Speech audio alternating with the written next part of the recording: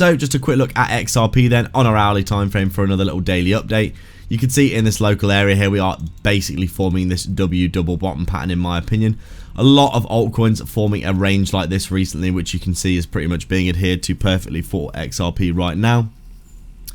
With Bitcoin basically chopping sideways over the past month or so near the all-time highs, we've seen a lot of altcoins retracing and looking a little bit bearish. You can see XRP here retesting that support line that it's been holding for such a long time. In this local area, you can see basically just putting in a bit of a range, a little bit of consolidation. After that big liquidation flush that we did see, all the way down to around 41 cents there, which was an absolutely ridiculous flush, to be fair.